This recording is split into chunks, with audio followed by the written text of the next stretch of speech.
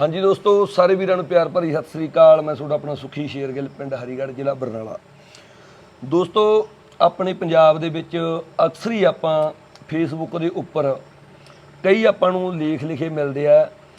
थल्ले लिखिआ हुंदा ओशो, ते उहदे बारे अपने नौजवान मुंडिਆਂ ਦਾ भी ਤੇ ਕਈਆਂ ਨੇ ਮੈਨੂੰ ਵੀ ਪੁੱਛਿਆਗਾ ਵੀ ਤੁਹਾਡੇ ਲਾਲ ਚੋਲਾ ਪਾਇਆ ਹੁੰਦਾ ਵੀ ਕਿੱਥੇ ਜਾਂਦੇ ਹੋ। ਵੀ ਓਸ਼ੋ ਦੀਆਂ ਜਿਹੜੀਆਂ ਗੱਲਾਂ ਨੇਗੀਆਂ ਉਹ ਮੈਂ ਤੁਹਾਨੂੰ ਮੋਟੇ ਸ਼ਬਦਾਂ 'ਚ ਦੱਸਦਾ। ਜਿਵੇਂ ਆਪਣੇ ਬੰਦੇ ਕਹਿੰਦੇ ਆ ਵੀ ਇੱਕ ਸਿੱਕੇ ਦੇ ਦੋ ਪਾਸੇ ਹੁੰਦੇ ਨੇ, ਪਰ ਓਸ਼ੋ ਨੇ ਜਿਹੜੀ ਗੱਲ ਕੱਢੀ ਆ ਉਹ ਇੱਕ ਸਿੱਕੇ ਦੇ ਦੋ ਪਾਸਿਆਂ 'ਚੋਂ ਉਹਦਾ ਜਿਹੜਾ ਉੱਪਰਲਾ ਹਿੱਸਾ ਹੁੰਦਾ ਤੀਜਾ, ਉਹ ਗੱਲ ਕੱਢ ਕੇ ਦੁਨੀਆ ਦੇ ਸਾਹਮਣੇ ਲਿਆਂਦੀ ਹੈ, ਜਿਹੜੀ ਬਹੁਤ ਘੱਟ ਲੋਕਾਂ ਨੂੰ ਪਤਾ ਹੁੰਦੀ ਹੈ, ਤੇ ਉਹ ਲਿਆਂਦੀ।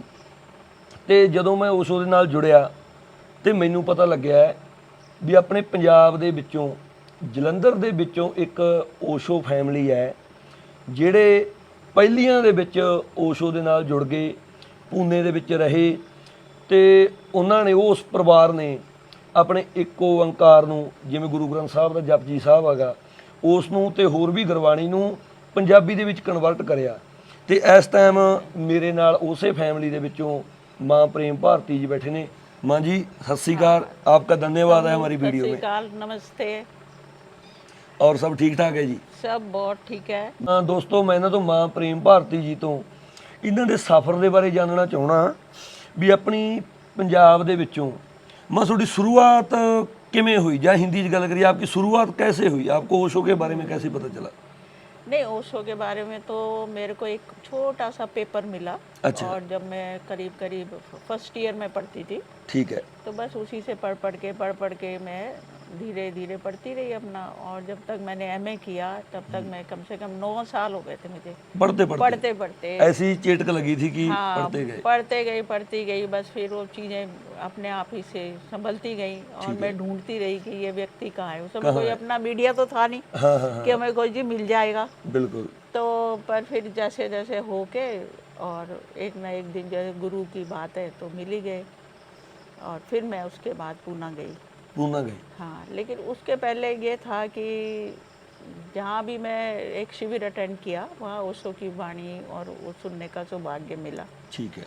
और मेरे को एक टेप मैंने खरीदी और वो एक ही टेप मैंने 1 साल सुनी, वो एक ही टेप। ठीक है। और जब मैं उसको सुनती रही तो सुन के बस मुझे लगा कि गुरु तो यही है। ठीक है। और बैकग्राउंड में ये है कि मैं एक सिख फैमिली से हूँ। ठीक है ना, क्योंकि मैं रही हूँ मध्य प्रदेश में, इसलिए थोड़ा हिंदी भाषा का मेरा ज़्यादा वो रहा है। मैं पंजाबी पढ़ लेती हूँ, मैंने वो अपनी मेरी माँ ने ही पंजाबी की भाषा जो ओशो की है, एक ओंकार सतनाम, वो अनुवाद की है और मैंने ही उसको एडिट किया सारा कुछ। ठीक है। तो मैं पढ़ लिख लेती हूँ, पर कदी बोलन च थोड़ी जी प्रैक्टिस घट है। ठीक है। तो बाकी समझ तो मैं सारी लेनी, ਉਹਦੇ 'ਚ ਤਾਂ कोई दिक्कत ही नहीं। ठीक है जी। बस फिर नई यात्रा चलती रही। फिर आप जब आप पुणे चले गए, है ना, तो पहले मन में ऐसा नहीं आया कि पंजाब से पुणे का तो बहुत डिस्टेंस है? नहीं, मैं पंजाब तो नहीं गई। अच्छा। मैं गई हूँ सहारनपुर से। ठीक है। मेरे पिताजी डिस्ट्रिक्ट मैनेजर फूड कॉर्पोरेशन, ठीक है ना, सरदार अमर सिंह उन्होंने नाम से। ठीक है जी। चंडीगढ़ तो रिटायर होए। ठीक है जी। और सिख फैमिली तो होने के कारण हाँ जी, सानू गुरुआं दा बहुत ही मतलब पता ही है कि गुरुआं दे प्रति कितना प्यार कितनी और श्रद्धा लगन भावना ਹੁੰਦੀ ਹੈ। श्रद्धा वो रहंदी है। बिल्कुल जी। ते ओशो दा मिलन नाल वो भावना बहुत ज़्यादा जग गई और बढ़ लग गया गई। कि हाँ बिल्कुल बढ़ गई, और समझ आ गया कि असली गुरु यही है। ठीक है जी। तो उस समय फिर एक ओंकार सतनाम पढ़न का मौका मिलिया। ठीक है। तो जदों वो पढ़ी और ਉਹਦੇ बाद और भी कई किताबां पढ़िया तो बहुत समझ आया कि गुरु ग्रंथ साहब च की है। पर फिर भी ਜਦੋਂ ਅਸੀਂ ਮੈਂ ਪੂਨਾ ਗਈ, ਉੱਥੇ ਜਾ ਕੇ ਧਿਆਨ ਵਿਧੀਆਂ ਵਗੈਰਾ ਸਿੱਖੀਆਂ, ਔਰ ਜਦੋਂ ਸਾਰਾ ਧਿਆਨ ਕਰਨ ਲੱਗ ਪਏ, ਉਹਦੇ ਬਾਅਦ ਕਈ ਸਮੇਂ ਦੇ ਬਾਅਦ ਹੌਲੀ ਹੌਲੀ ਉਹਨਾਂ ਤੋਂ ਦੀਕਸ਼ਾ ਲਈ ਉਸੋਂ ਤੋਂ। और फिर हौली हौली जो मेरा विकास होया, या मैं थोड़ी उम्र तो भी थोड़ी बड़ी हो गई, क्योंकि 24 साल च मैं संन्यास ले लिया सी। अच्छा, 24 ਸਾਲ ਦੀ ਉਮਰ 'ਚ? हाँ जी। फिर पर ओशो ਨੂੰ ਪੜ੍ਹਦੀ ਰਹੀ। और ओशो ਮੰਨ ਲਓ ਜਿਵੇਂ ਤੁਸੀਂ ਕਿਹਾ ਵੀ 9 ਸਾਲ ਪਹਿਲਾਂ ਉਸ ਨੂੰ ਪੜ੍ਹਦੇ ਰਹੇ, ਹਾਂ। ਇਹਦਾ ਮਤਲਬ ਵੀ ਛੋਟੀ ਜਿਹੀ ਉਮਰ ਦੇ ਵਿੱਚ, ਹੈ ਨਾ, हाँ जी, वो बस ਜੇ ਆਪਾਂ ਕਹੀਏ ਵੀ 13-14 ਸਾਲ ਦੀ ਉਮਰ 'ਚ? हाँ नहीं, हाँ 15-16 समझ लो। हाँ। तो ही मिल गए, पर गुरु मिल गया, बड़ा सौभाग्य है। ठीक है। फिर असी अपना फिर हौली हौली मैनू समझ आया कि मतलब उसको की कह रहे ने, और फिर जिदा मैडिटेशन किया, फिर ਉਹਦੇ अंदर ਹੋਰ ਡੀਪ ਗਏ, ਤਦ ਤਾਂ ਇਦਾਂ ਲੱਗਿਆ ਕਿ ਗੁਰੂ ਗ੍ਰੰਥ ਸਾਹਿਬ ਜਿੱਦਾਂ ਅੱਖਾਂ ਦੇ ਸਾਹਮਣੇ ਖੁੱਲ ਗਿਆ ਹੈ। ਅੱਛਾ ਉਸ ਤੋਂ ਪਹਿਲਾਂ ਤਾਂ ਅਸੀਂ ਸ਼ਬਦ ਪੜ੍ਹ ਰਹੇ ਆ, ਘਰ 'ਚ ਪਾਠ ਹੋ ਰਿਹਾ ਹੈ, ਜਿਵੇਂ ਗੁਰਬਾਣੀ ਦੇ ਵਿੱਚ ਲਿਖਿਆ ਹੋਇਆ ਵੀ ਪੜ੍ਹ ਪੜ੍ਹ ਗੱਡੀ ਲੱਦੀ ਹੈ, ਪ੍ਰਕਾਸ਼ ਕਰ ਲਿਆ ਤੇ ਉਹਨਾਂ ਨੂੰ ਬਸ ਪ੍ਰਕਾਸ਼ ਕਰ ਲਿਆ, ਥੋੜਾ ਪੜ੍ਹ ਲਿਆ, ਤਾਂ ਬਸ ਇਹੀ ਸਭ ਚੱਲ ਰਿਹਾ। ਗੁਰਦੁਆਰੇ ਚਲੇ ਗਏ, ਸਾਰੇ ਗੁਰਦੁਆਰਿਆਂ 'ਚ ਮੱਥਾ ਟੇਕਾ ਦਿੱਤਾ ਪਿਤਾ ਜੀ ਨੇ, ਹੈ ਨਾ। ਪਰ ਜਦੋਂ ਸੋਨੂੰ ਪੜਿਆ ਤਦ ਗੁਰੂ ਗ੍ਰੰਥ ਸਾਹਿਬ ਕੀ ਹੈ ਉਹ ਸਮਝ ਆਇਆ, ਪਤਾ ਲੱਗਿਆ ਡੰਗਾਈ ਦੇ ਵਿੱਚ। ਹਾਂ, ਔਰ ਇਹ ਸਮਝ ਆਇਆ ਕਿ ਇਹਦੇ 'ਚ ਸਮਾਧੀ ਦੇ ਇੰਨੇ ਸੂਤਰ ਨੇ, ਇੰਨੇ ਸੂਤਰ ਭਰੇ ਹੋਏ ਨੇ, ਪਰ ਕਿਸੇ ਨੂੰ ਨਹੀਂ ਪਤਾ। ਪਰ ਆਪਾਂ ਨੂੰ ਪਰ ਸਮਝ ਅੱਜ ਹੀ ਦੀ ਨਹੀਂ ਡੇਟ ਹੈਗੀ, 'ਚ ਕੋਈ ਆਏ ਤਾਂ ਮੈਂ ਉਹਨੂੰ ਗੁਰੂ ਗ੍ਰੰਥ ਸਾਹਿਬ ਦੇ ਅਕੋਰਡਿੰਗ ਪੂਰਾ ਮੈਡੀਟੇਸ਼ਨ ਕਰਾ ਸਕਦੀ ਹਾਂ, ਪੂਰਾ ਉਹਨਾਂ ਨੂੰ ਦੱਸ ਸਕਦੀ ਹਾਂ ਕਿ ਇਹਦੇ 'ਚ ਕੀ ਛੁਪਿਆ ਹੋਇਆ ਹੈ, ਰਾਜ ਕੀ ਹੈ, ਔਰ ਏਕ ਓਂਕਾਰ ਸਤਨਾਮ ਕੀ ਹੈ। ਠੀਕ ਹੈ ਜੀ, ਤਾਂ ਬਿਲਕੁਲ ਜੀ। ਬਸ ਤੇ ਮਾਂ ਮੈਂ ਤੁਹਾਡੇ ਇੱਕ ਗੱਲ ਪੁੱਛਣੀ ਚਾਹੁੰਦਾ, ਤੇ ਦੋਸਤੋ ਤੁਹਾਨੂੰ ਮੈਂ ਵਿੱਚ ਇੱਕ ਗੱਲ ਹੋਰ ਦੱਸਦਾ ਵੀ ਮਾਂ ਕਹਿਣ ਦਾ ਕਾਰਨ ਕੀ ਹੈ। ਓਸ਼ੋ ਵਰਲਡ ਦੇ ਵਿੱਚ ਜਿੰਨੀਆਂ ਵੀ ਔਰਤਾਂ ਹੁੰਦੀਆਂ ਨੇ ਉਹਨਾਂ ਨੂੰ ਮਾਂ ਕਿਹਾ ਜਾਂਦਾ। ਮਾਂ ਕਿਉਂ ਕਿਹਾ ਜਾਂਦਾ? क्यों ਜਦੋਂ ਆਪਾਂ हाँ माँ आप बताइए कि माँ क्यों है? माँ इसलिए कहा गया कि ओशो ने कहा कि जो माँ का स्वरूप है, हाँ, वो सबसे ज़्यादा डिवाइन है, बिल्कुल, है ना। और अपनी जो पराकाष्ठा है, एक स्त्री की पराकाष्ठा माँ है। माँ होने से मतलब ये नहीं कि बच्चे पैदा कर लिए तो माँ हो गई, नहीं, इससे मतलब नहीं है। वो तो बहुत माएँ भी होती है, अच्छी भी होती है, दुष्ट भी होती है, लेकिन उस माँ के स्वरूप में एक बच्चे को एक निस्वार्थ स्वरूप जरूर नजर आता है कि एक माँ ही है जो उसके लिए त्याग और ये कर सकती है। पर ओशो कह रहे कि जब एक महिला मेडिटेशन करेगी और अपने स्वरूप पे पहुँचेगी तो उसके अंदर से कोई ममत्व और जो उसके अंदर से जो ममता होगी वो पूरे अस्तित्व के प्रति प्रकट होगी। उसके लिए सब एक जैसे होंगे। वो इस मोह माया वाला प्रेम नहीं होगा, वो एक निस्वार्थ प्रेम होगा कि बस वो अपना जी रही है। आपको फील होगा कि हाँ भाई यहाँ कुछ प्यार है। निस्वार्थ प्रेम से मतलब है कि वो आपको पूरी स्वतंत्रता देती है। ठीक है। तो वो उस पराकाष्ठा पर जाना, उस ऊंचाई पर जाने को ओशो ने माँ कहा है। और ऐसे ही पुरुषों के लिए कहा स्वामी हो जाओ, ताकि अपने स्वामी हो जाओ। तो उनको अपनी उस पे जाकर ध्यान की साधना के अनुसार स्वामित्व प्राप्त करना है। बस यही अर्थ है उसका। बिल्कुल जी। तो माँ आप तो ओशो के समय में साथ रही हैं, है ना। तो जब मेडिटेशन करते थे या अपने दीक्षा ली थी तो उस समय कैसा फील हो रहा था? जैसे अब भी हम लोग मेडिटेशन करते हैं ना, तो मन करता है कि ओशो की तस्वीर के सामने जाके जब डांस करते हैं, जैसे कल मैं कर रहा था तो मुझे ऐसा लगा कि ओशो मुझे देखकर हंस रहे हैं, है ना। तो उस समय आपको क्या फील होता था? देखो, उस समय मैं तो बहुत छोटी थी और ओशो से हमें प्यार है, और गुरु की भांति मैंने उनको देखा है। बहुत से लोग हैं जिन्होंने उनको मित्र की भांति देखा, पर मैंने तो उनको गुरु की तरह ही देखा। ठीक है। अब मैंने जब पहली बार जब मैं गई और मेरे साथ मेरी माँ भी थी, है ना, और वो भी गई, और हमने जब वो सभा देखी, जब ओशो आए, तो मैं आपको क्या बताऊँ, मेरे को तो ओशो दिखे ही नहीं। अच्छा। और मैंने जब देखा उनको तो एक प्रकाश स्वरूप मेरे को दिखाई दिया, और मैं अपनी आंखें मल रही कि भाई ये दिख क्यों नहीं रहे मेरे को। फिर 2 सेकंड बाद वो फिर मुझे नहीं दिखे, तीसरी बार मुझे फिर नहीं दिखे, वो चढ़े फिर नींद गायब हो गए, फिर दिखे, लेकिन मुझे कुछ नहीं पता था कि ये फिर उसके बाद वो मुझे दिखे। अच्छा। बस हम दोनों और वो सभा, सारे सन्यासी बैठे हुए, क्या अद्भुत, जिसका मैं वर्णन नहीं कर सकती। इतना सुंदर दृश्य जो आप देखते होंगे कि बुद्ध वीडियोस वगैरह में बहुत लोगों ने देखा है, लेकिन वो वीडियो में पिक्चर है, लेकिन वहाँ उस ऊर्जा को, परमात्मा की ऊर्जा को महसूस करना, कि आप अवाक हो, इतने अवाक कि आपके पास कोई शब्द नहीं और आंखों से आंसू झर रहे, है ना। वो ऐसी सभा थी, वो जैसे ऐसा प्रेम होता है अंदर से, ऐसी कोई पेन नहीं, बस आंसू आ रहे हैं। वो शायद आपको आनंद के आंसू हैं, हमें कुछ नहीं पता, बस हम वर्णन नहीं कर आँख सकते से हम आंसू हैं कि हम कहाँ पर हैं। लेकिन ओशो का वो प्रकाश रूप मुझे बहुत सालों, यानी 8-10 साल ध्यान करने के बाद समझ में आया कि वो प्रकाश स्वरूप क्या होता है। वो तो वो दृश्य था जो उसी क्षण मुझे दिखाई दिया, और मेरे ख्याल से वो शायद मैं इतनी इनोसेंट रही, कितने सालों मैंने पढ़ा और मेरी खोज थी कि मैं कभी क्या गुरु को देखूंगी, क्योंकि जब मैं ट्रेन में बैठ के गई हूँ तो वो आप सोच नहीं सकते कि पूरे रास्ते सोच रही कि आप मुझे दिखेंगे, वो क्या वो मुझे संन्यास देंगे क्या। और जब मैं पूना के स्टेशन पे खड़ी तो ऐसे लगा रजनीश आश्रम, कहाँ पहुँच रही हूँ मैं। आप इमेजिन नहीं कर सकते कि वो क्या भावना थी। 9 साल की वेटिंग थी वो, 9 साल का इंतज़ार था कि इस व्यक्ति को मुझे ढूंढना है। और मेरे को यही लगता था कि उसको कहते थे मेरे को 100 लोग मिल जाए तो मैं बहुत सारा उन लोगों को का काम करूँगा। 100 लोग भी अगर इस तरह से हो जाए तो मुझे लगता था उन 100 में मुझे भी होना है। तो ये पढ़ पढ़ के मेरे अंदर बहुत प्रगाढ़ वो हो गई थी, गुरु का प्रेम बहुत था। और वैसे मैं आपको बताऊं, शायद कई बार मैं देखती हूँ, मेरे को अपने पिताजी की एक बात याद है, उन्होंने मेरी भृगु संहिता निकाली थी। तो भृगु संहिता जब निकाली तो उसमें मेरा नाम और वो सब कुछ आ गया, भृगु संहिता निकल आई। तो उन्होंने कहा अगर कि भृगु संहिता का अगर पंजाबी में कहे तो क्या कह सकते हैं? ज्योतिषी? भृगु संहिता तो ग्रंथ है ना जो वहाँ पर है अपने गोरखपुर में। अच्छा अच्छा नहीं, वो गुरदासपुर में। अच्छा, गुरदासपुर में। अमृतसर गुरदासपुर में भृगु संहिता तो वहीं पर है ना, अच्छा, उसी साइड में है भृगु से। अब तो सारे तरफ है, वो ज्योतिष का बड़ा हाँ बड़ा ज्योतिष ग्रंथ का, है, ठीक तो है। ਸਾਰੀ ਦੁਨੀਆ ਮਾਂ ਹਾਂ ਜੇ ਜਾਤੀ ਪੰਜਾਬੀ ਦੇ ਵਿੱਚ ਕਹੀਏ ਵੀ ਉਹਨਾਂ ਨੇ ਇਹਨਾਂ ਦੀ ਭਵਿੱਖਬਾਣੀ ਕੱਢੀ, ਜਿਵੇਂ ਆਪਾਂ ਕਹਿੰਦੇ ਵੀ ਆਪਾਂ ਆਪਦੀ ਜੋਤਸ਼ੀ ਵਾਲੀ ਰਾਸ਼ੀ ਬਣਾ ਲੈਂਦੇ ਆਂਗੇ, ਉਸ ਤਰ੍ਹਾਂ। ਹਾਂਜੀ, तो वो उन्होंने निकाली। तो क्योंकि जब मेरा जन्म हुआ तो उस दिन शनिवार का दिन था, अंधेरी रात थी, बारिश हो रही थी।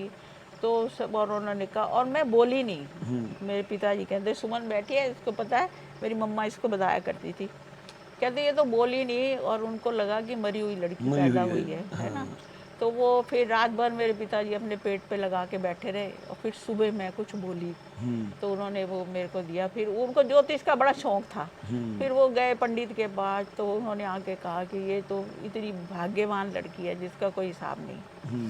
तो और फिर वो मुझे भी घर में ऐसे ही प्यार से वो कहते थे, इसको कुछ ना ਫਿੱਟੇ ਮੂੰਹ ਨਹੀਂ ਕਹਿਣਾ। ਹਾਂ, ਜਿਵੇਂ ਆਪਣੇ ਕਹਿੰਦੇ ਵੀ ਆਹ ਤਾਂ ਮੁੰਡਾ ਆਪਣਾ ਦੂਜੀਆਂ ਕੁੜੀ ਲਾਡਲੀ ਹੈ, फिटे मुँह नहीं कहना कभी ਵੀ भी। ਭਾਗਾਂ ਵਾਲੀ ਹੈ। हाँ, वो ऐसे कहते थे। तो मैं अच्छी बेटी घर की थी। और वो कहते थे कि आते ही उनकी एक आध महीने में मेरे पैदा होते उनकी प्रमोशन हो गई सब, मतलब उनको बड़ा वो हुआ। बाद में उन्होंने मेरी जब भृगु संहिता निकाली तो उन्होंने उसमें यही कहा कि ये गुरु घर की लड़की है, इसकी कोई संस्था होगी जिसके अंदर ये पूरी जिंदगी बिताएगी। अच्छा। इसकी अलग संस्था होगी, वहाँ जाएगी ये, ठीक है, तो इसकी चिंता की जरूरत नहीं है। और फिर वही हुआ कि फिर वही उसको मिल गए। तो मेरे को भी आज ये लगता है कि मैं आई हूँ इस धरती पर तो बस शायद गुरु दर्शन करने ही आई हूँ, बाकी तो मेरे को कोई काम नहीं है यहाँ आने का, ठीक है ना। तो अपनी जो साधना बची होगी तो वो उसको पूरी करा रहे हैं, बिल्कुल बिल्कुल। है ना। तो गुरु का प्रताप है तो भाई बखान नहीं किया जा सकता, है ना। ਬਿਲਕੁਲ ਦੋਸਤੋ, ਇਹ ਤਾਂ ਹੋ ਗਈ ਇਹਨਾਂ ਦੀ ਯਾਤਰਾ ਬਾਰੇ ਗੱਲ, ਹੈ ਨਾ, ਵੀ ਕਿਵੇਂ ਪ੍ਰਭੂ ਨੂੰ ਮਿਲੇ, ਓਸ਼ੋ ਦੇ ਦਰਸ਼ਨ ਕਰੇ। ਤੇ ਇਸ ਟਾਈਮ ਆਪਾਂ ਜਿੱਥੇ ਬੈਠੇ ਆਂਗੇ ਇਹ ਇੱਕ ਅਜਿਹੀ ਜਗ੍ਹਾ, ਮੈਂ ਕਹਿਣਾ ਚਾਹੁੰਦਾ ਵੀ ਜਿਵੇਂ ਆਪਣੇ ਬੰਦੇ ਕਹਿ ਜਾਂਦੇ ਆ ਵੀ ਸਾਨੂੰ ਟੈਨਸ਼ਨ ਹੈ, ਡਿਪਰੈਸ਼ਨ ਹੈ, ਜੀ ਨਹੀਂ ਲੱਗਦਾ, ਦੁਨੀਆ ਤੋਂ ਨਿਰਾਸ਼ ਬੰਦੇ ਨੇ, ਹੈ ਨਾ। ਤੇ ਇੱਥੇ ਕੈਂਪ ਲੱਗਦੇ ਰਹਿੰਦੇ ਹੈਗੇ, ਉਹਦੇ ਬਾਰੇ ਮਾਤਾ ਜੀ ਡਿਟੇਲ 'ਚ ਜਾਣਕਾਰੀ ਦੇਣਗੇ। ਤੇ ਮੈਂ जिथे आप हुण बैठे आंगे ओशो प्रेम नीड, इसके बारे में बताइए कि जे जहाँ पर आपका पधारने का कैसे हुआ, या मान लो भी जहाँ पर कैसे, ये क्या चीज़ है? पता है ऐसा होता है जो जीवन में कि आप जो चाहते हो वो अंदर कहीं दबा होता है। तो मेरे को भी था कि भी पता नहीं मैं किसी जंगल में या ऐसे जगह पे कभी मुझे रहने होगा। तो कहते हैं ना जब आप वाइब्रेट करते हो तो वो चीज़ें घटने लगती हैं। तो जब मैंने ऐसे ही दिशा में जाके दीक्षा देना शुरू किया, या मतलब मैंने शिविर लेना शुरू किए, तो घूमते घूमते फिर मेरे को माँ संगमित्रा मिल गई। तो ये बोलने लगी मेरी स्थान पे आप आओ, देखो, चलो मेरे साथ। तो मैं इनके साथ आ गई। तो ये बियाबान इनका ये घर था थोड़ा, और इनका ये दवाई का काम और ये था, बस फिर इनके प्रति हो गया, बाकी सब ऐसे ही था धीरे धीरे, ठीक है। पर ये कभी कभी ऐसा होता है कि कोई जगह आपको बुलाती है, तो बस फिर इस जगह ने बुलाना शुरू किया। माँ ने 1-2 बार मुझे बुलाया, ऐसे सहज भाव से हम आ गए, ठीक है। और फिर ऐसे लगा कि ये जगह ही बुला रही है। और धीरे कि धीरे आपकी फिर जहाँ और दो जरूरत- लोग कि जुड़ आपकी जहाँ गए, जरूरत ये है। हो गए, और हम बना, जरूरत नहीं होती कि बस जगह बुलाती है, आपको लगता है कि बस एक फीलिंग आती है कि भी मेरे को वहाँ जाना हाँ है ना। और फिर बस ऐसे ही ओशो से पूछती, और कोई ये बुला लेते तो कोई कैंप छोटा सा घटित हो जाता, और करते करते फिर यहाँ पर हम लोगों ने सोचा कि ये ओशो का स्थान ही बन जाए तो अच्छा है। तो माँ संघमित्रा के सहयोग से हमने इसको डेवलप कर लिया, और मित्र लोग आ गए, तो हमने इसको बनाया। एक जो ओशो ने जाने के बाद जाने से पहले एक कॉन्सेप्ट दिया था कि भी एक छोटा सा सब लोग रहो साथ में, और उसमें एक हॉल हो, और 25-30 लोग आए और ध्यान करें, और बीच बीच में आते रहे और जाते रहे। तो ये वही मॉडल है ठीक है। कि यहाँ सब अपने अपने, कोई इसको हम आश्रम नहीं कहेंगे, इसको एक कैंपस की तरह कहेंगे। ठीक है। जैसे उनका उधर हमारा भारत स्वास्थ्य केंद्र है, इधर ओशो प्रेम नीड है कि, तो उधर सब चल रहा है, और इधर ध्यान की सारी व्यवस्था है, तो सब मिलजुल के भी हैं, ठीक है। और अलग अलग भी रह रहे हैं और मिलजुल के भी रह रहे हैं, और इतने अच्छे जहाँ पर पूरी ऑक्सीजन है, जंगल है, वहाँ आप कुछ समय बिता सकते हैं, अपनी सेहत के लिए भी बिता सकते हो और आंतरिक सेहत के लिए भी बिता सकते हो।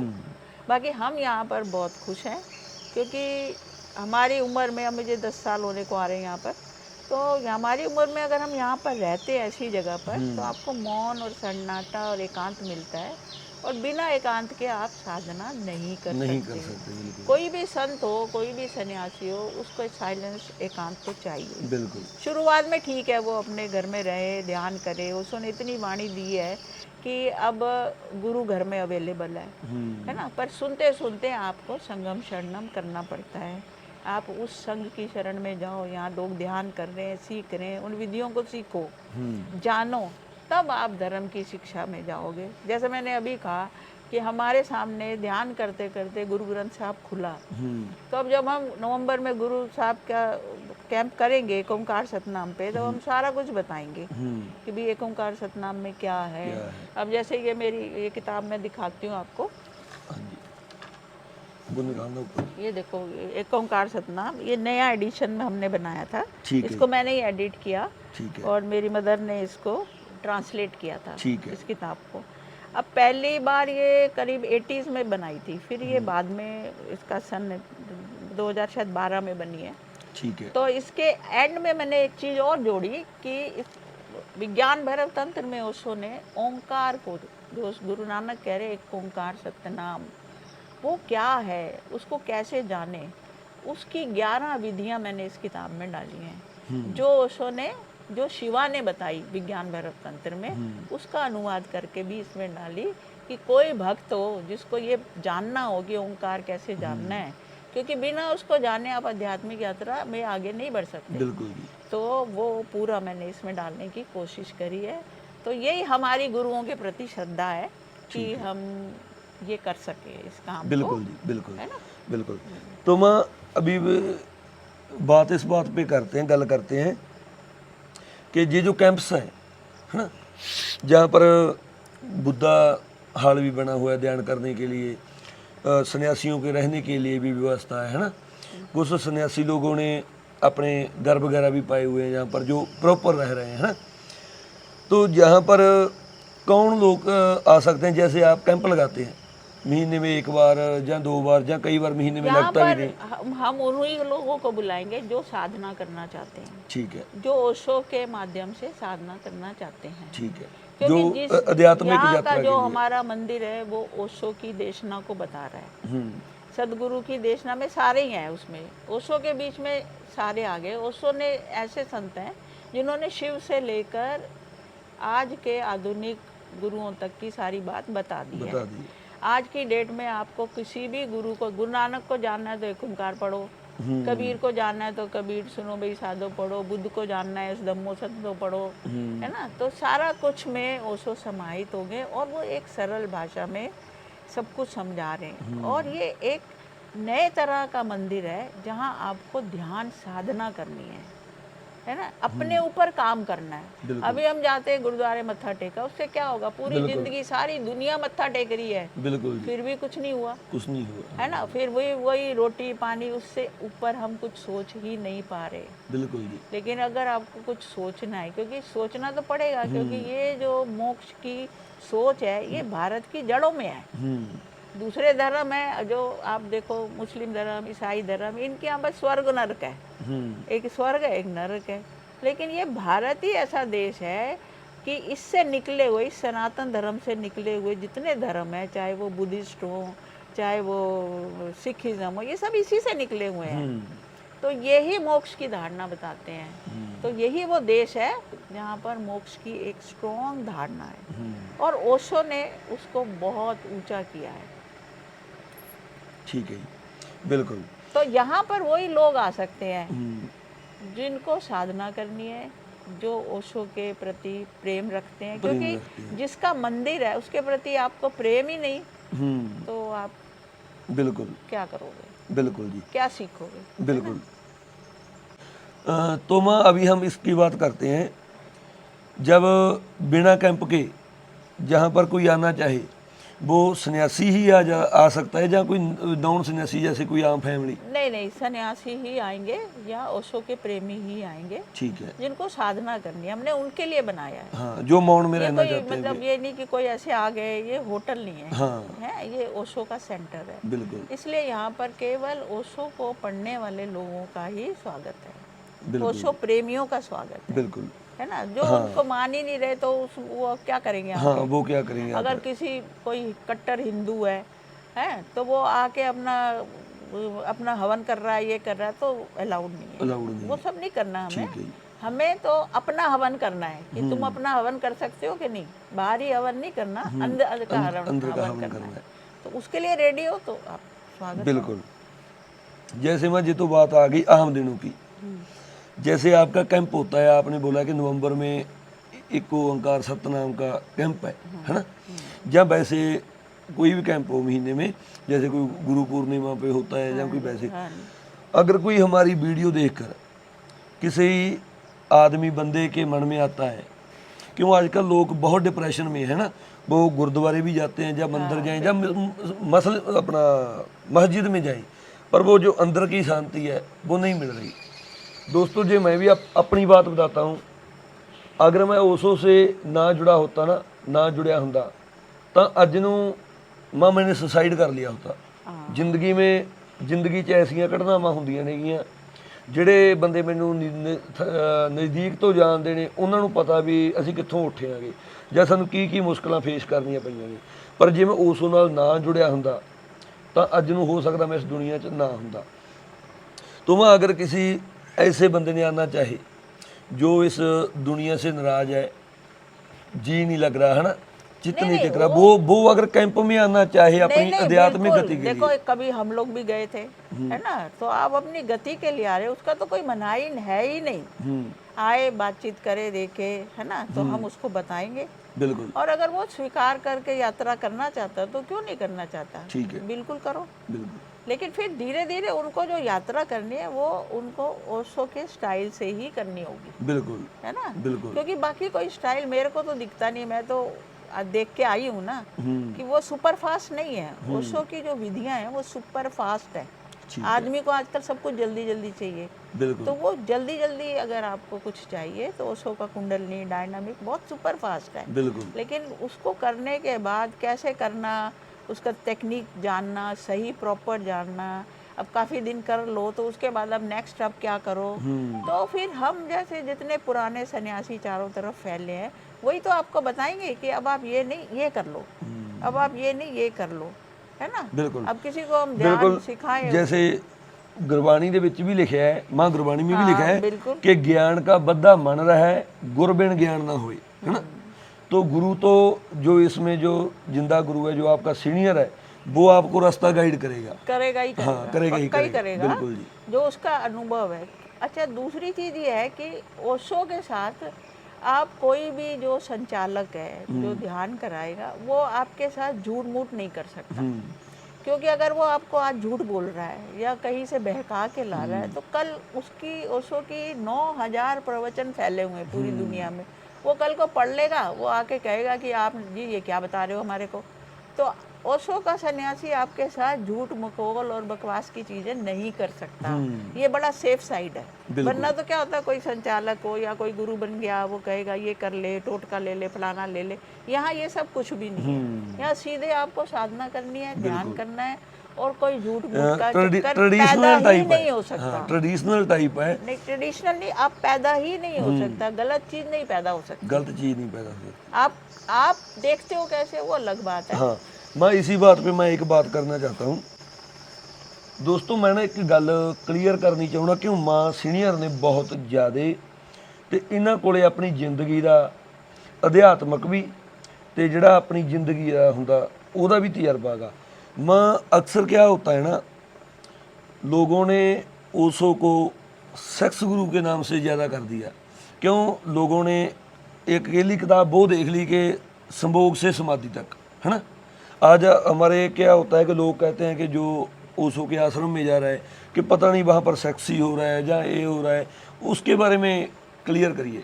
मैं एक बार बताती हूँ। पहली बात तो ये है कि इस विषय में सारी प्रकृति अगर देखा जाए तो सब लोग प्रकृति को क्या 10-12 साल से क्या सबको सेक्स पता ही है ना। पेड़ पौधे पशु पक्षी ये किसको नहीं पता, बिल्कुल सबको पता है। बिल्कुल। बाकी ओशो ने जो चीज़ बताई, उन्होंने सप्रेशन। अब उनकी जो किताब का नाम है वो है संभोग से समाधि की ओर, संभोग से समाधि तक नहीं है। ठीक है, ये नाम को ध्यान से पढ़े आप। ठीक है, ठीक है। संभोग से समाधि की ओर, वो कह रहे संभोग से में मत अटको, समाधि की ओर चलो, ठीक है, वो ये कह रहे हैं। लेकिन हमारी बुद्धि क्योंकि वो सेक्स में अटकी हुई है, इसलिए हमको ये लगता है कि बस संभोग से समाधि तक बस यही रह गया।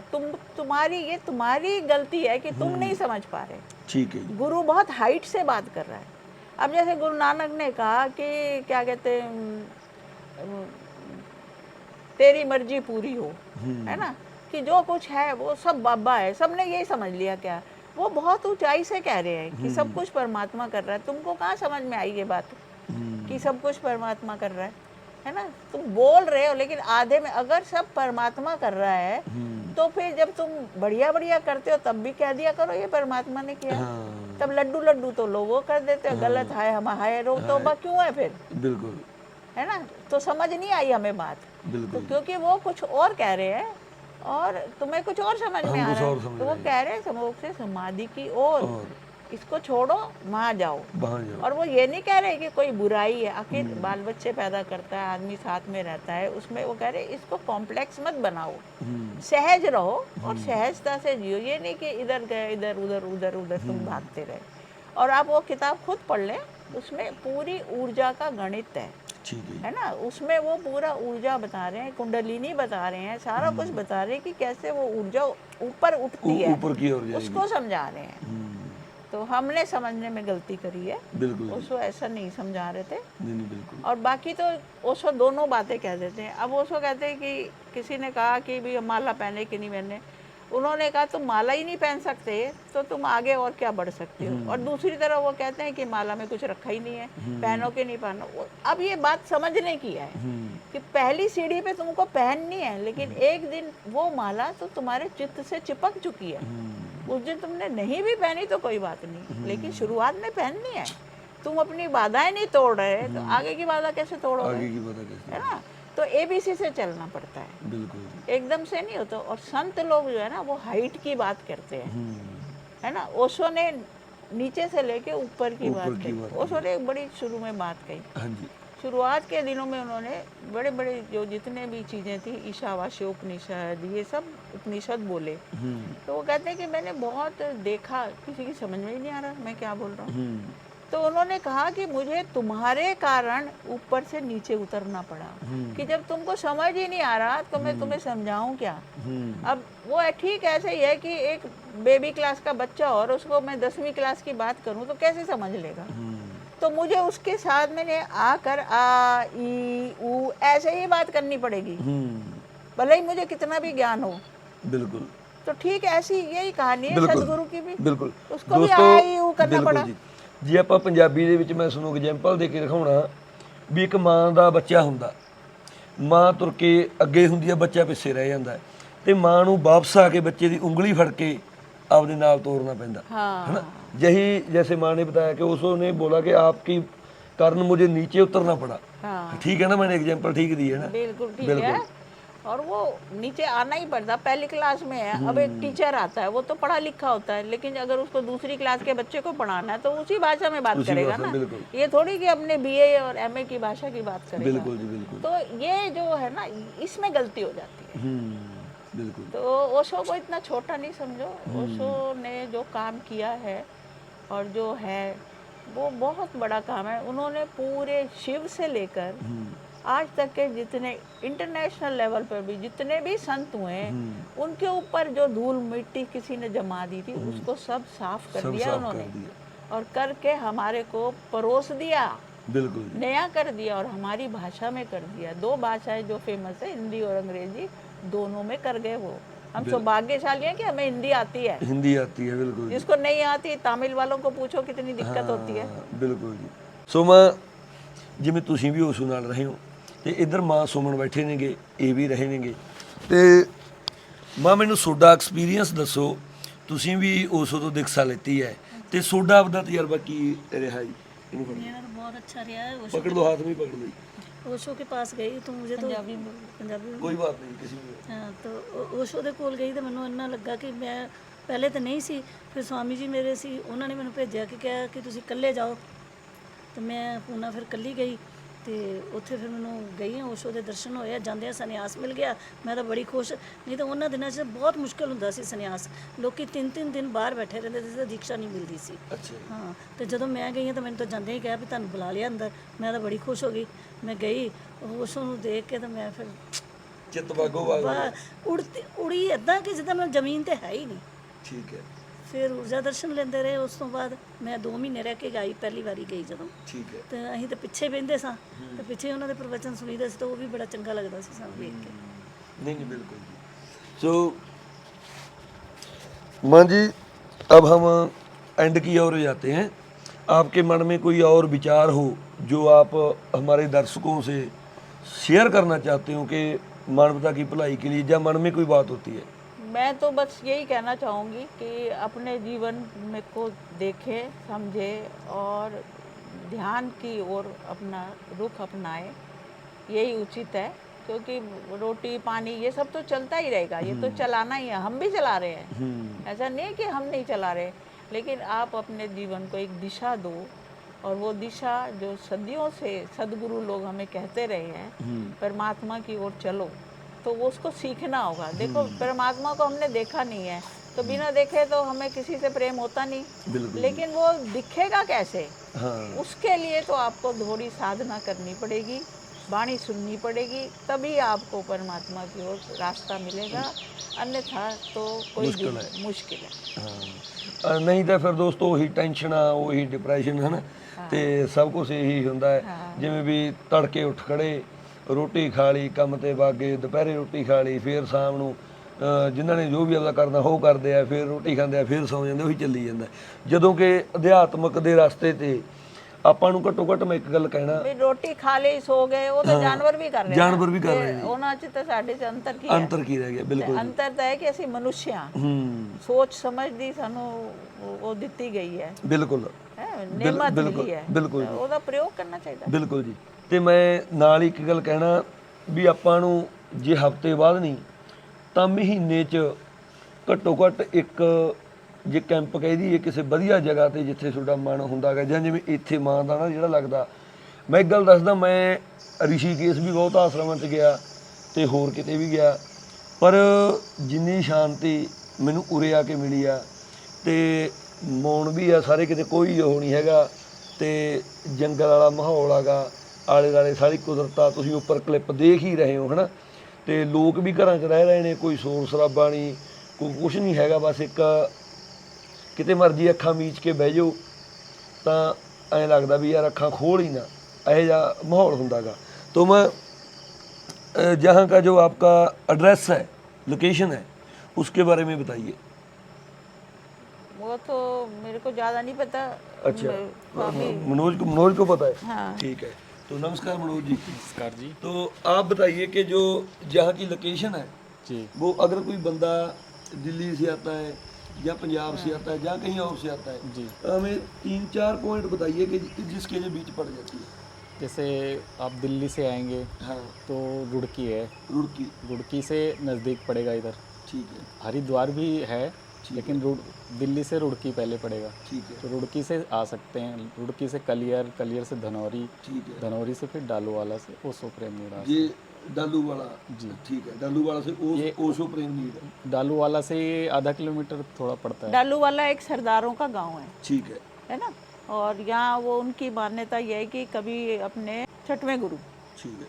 छठवें श्री गुरु गुरु हरगोबिंद जी, हाँ वो यहाँ पर आए थे, ठीक है, तो इसलिए यहाँ बड़ा उसका मेला भी लगता है। ठीक तो है। यहाँ सारे सरदार लोग रहते हैं। अच्छा, तुझे उनके दीक्षा से उसका नाम हाँ पता नहीं, ऐसा ही है। कुछ कहते हैं कि बंजारे हो गए थे जब हिंदुस्तान पाकिस्तान बना, तो सारे कुछ सरदार यहाँ पर आए। हाँ, तो तो उनको वो वो यहाँ से गुजरे। गुरुओं को हथियार बना कर देते थे उनके। हाँ छठवें गुरु जो थे वो जब आए यहाँ पर, क्यों छठवें? वो यहाँ से गुजरे थे, तो वो ये वो स्थान था जहाँ पर रुके। तो यहाँ गुरुद्वारा भी है डालू वाला में, हाँ, डालू वाला में। ठीक तो सरदारों का गांव है ये। ठीक है, ठीक है। तो जो कि बंदा दिल्ली से आ रहा है वो तो रुड़की से कलियर, कलियर से धनौरी और डालू वाला, जी। डालू वाला में आ गया, डालू वाला से आधा किलोमीटर आ गया। अगर कोई इधर हरिद्वार की साइड से आना चाहिए, हरिद्वार से आओगे आप रोशनाबाद, रोशनाबाद, रोशनाबाद से औरंगाबाद, औरंगाबाद, औरंगाबाद से फिर औरंगाबाद से इधर आ गए, ये आश्रम डालूवाला से पहले पड़ जाएगा। ठीक है। अगर कोई पंजाब से आना चाहिए, पंजाब से आप रुड़की होते हुए आएंगे, अच्छा, रुड़की आएंगे पहले। पंजाब से अंबाला, सहारनपुर, रुड़की, हाँ रुड़की होते मतलब मेन या आप- लोकेशन रुड़की रुड़की है, रुड़की है या रुड़की तो इस वाली साइड आ गई। या बिहारीगढ़ है आपका। हाँ, बिहारीगढ़ आए, तो रुड़की से ये कितनी दूर है कैंप से? ये रुड़की से 25 किलोमीटर। रुड़की से 25 किलोमीटर, ठीक है। रुड़की तो इस साइड होगी, जी। उस साइड हो गया हरिद्वार, उस साइड हरिद्वार हो गया। उस साइड हरिद्वार हो गया। तो इसके इधर कौन सा? इधर है बिहारीगढ़। नहीं, उससे 25-30 किलोमीटर आगे कोई बड़ा शहर हो गया, बिहारीगढ़ ही शहर है बिहारीगढ़ शहर जी। है। पहले सहारनपुर से बिहारीगढ़ आ जाते हैं। ठीक है, सहारनपुर से बिहारीगढ़ से बुग्गावाला, बुग्गावाला से रसूलपुर, रसूलपुर से फिर डालूवाला। ਰਸੂਲਪੁਰ ਸੇ ਡਾਲੂਆ, ਠੀਕ ਹੈ ਜੀ। ਤੋ ਦੋਸਤੋ ਇਹ ਲੋਕੇਸ਼ਨ ਆ ਗਈ, ਤੇ ਅਖੀਰ ਦੇ ਵਿੱਚ ਮੈਂ ਮਾਂ ਪ੍ਰੇਮ ਭਾਰਤੀ ਜੀ ਦਾ ਬਹੁਤ ਬਹੁਤ ਧੰਨਵਾਦ ਕਰਦਾ, ਤੁਹਾਡਾ ਵੀ ਬਹੁਤ ਤੇ ਬਹੁਤ ਸਾਡੇ ਨਾਲ ਧੰਨਵਾਦ। ਮਾਂ ਸੁਮਨ ਜੀ ਤੇ ਮਾਂ ਤਰੰਗਣੀ ਜੀ ਤੇ ਸਵਾਮੀ ਧਿਆਨਦੇਵ ਜੀ ਤੇ ਸਾਡਾ ਕੈਮਰਾਮੈਨ ਹੈ ਮੇਰੇ ਮਾਮੇ ਦਾ ਮੁੰਡਾ ਫੋੜ ਲੋਹਾ ਖੇੜੇ ਵਾਲਾ, ਤੇ ਜਿਹੜਾ ਮੇਰੀ ਜਿੰਦ ਜਾਨ ਆ ਭਾਈ ਆ ਮੇਰਾ, ਅਸੀਂ ਜਾਨ ਵਾਰਦੇ ਇੱਕ ਦੂਜੇ ਦੇ ਉੱਤੋਂ, ਤੇ ਕਿੱਥੇ ਜਾਈਏ ਇਕੱਠੇ ਹੀ ਜਾਂਦੇ ਆ। ਤੁਸੀਂ ਸਾਰੇ ਕਮੈਂਟਾਂ ਦੇ ਵਿੱਚ ਪੁੱਛਦੇ ਹੁੰਦੇ ਸੀ ਕਹਿੰਦੇ ਭਾਈ ਫੋੜ ਨਹੀਂ ਆਇਆ। ਠੀਕ ਹੈ ਜੀ ਮਾਂ, बहुत बहुत धन्यवाद। थैंक यू सर, मेहरबानी, thank you, love you all.